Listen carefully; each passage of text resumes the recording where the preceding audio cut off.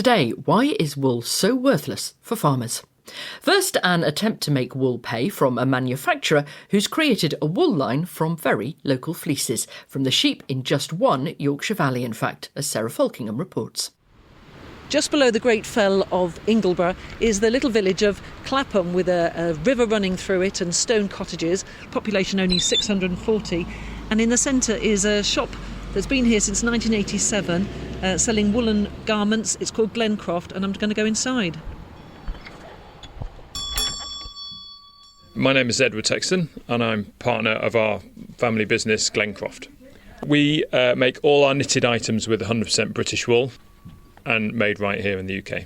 So lots of jumpers and cardigans. We also do quite a lot of woven fabrics, and we also get involved in sheepskin, which we make into gloves, slippers and rugs.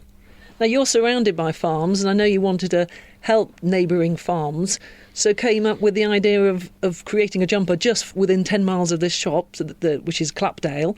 And we've got a jumper here and the whole story in front of us. How hard has it been to get a jumper that's just from 10 miles from where you are? It's taken me about 10 years to get to this point. I always had a dream of using our local wool, but the challenge is getting the volume of wool through, because commercial scouring starts at about 500 kilos. So you have to start with 500 kilos. And then to get economies of scale, we've actually increased the project now, taking 3 tonnes from 7 local farms. And what do they get paid from you compared to what they get paid if they were just to send it to Bradford, which is where British Wool is based? Yeah, well, we have worked with British Wool in Bradford for this, but their standard auction price for a lot of the wool around here, the breeds around here, is about 30 to 40 pence per kilogram. So that's why we're paying farmers £1 a kilo, 2 to 3 times the price, plus 10% of everything we make of profits goes back to the farms that supplied the wool. And this is what you've created here. You've got the basic knit jumper, £170, a limited edition, beautiful zigzag knit here, yes. £300. Is that sort of double what you'd pay for a jumper in the rest of the shop here? And why? The rest of our British wool jumpers come out at about 100 to 120, and that's because we're using commercially available British wool yarn. £13-14 a kilo for that yarn, whereas the manufacturing cost of our traceable yarn is about 30 to 40 pounds for the very, very local jumper. So already it's a 3 times higher cost point on the yarn, just because of economies of scale. Plus, we've tried to keep it within 90 miles, so we've processed the whole thing in Yorkshire. You'll pay more money, but you'll have a jumper that will last for decades. There's all that, isn't there? So the sheep will be up there, so they'll be... So I'm John Dawson, and I farm at Bleakbank Farm in North Yorkshire with my son William and wife Judith, and we keep Dales-bred sheep on a little traditional family farm. The sheep live on Ingleborough in summer, and they come into the in-by ground in winter for lambing time and to be fed.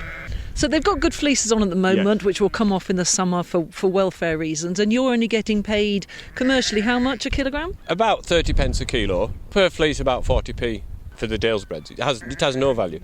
Edward, next to us, who's brought me up to this farm, will give you £1 a kilogram plus a 10% of the profit, so obviously financially better off, but I imagine there's a lot more to it for you to see these sheep going into a jumper that you can actually model, and your son has modelled it on the website. Yeah. For some reason I wasn't asked to model, but I can't understand it. There's more to it than money. They're using something that has value.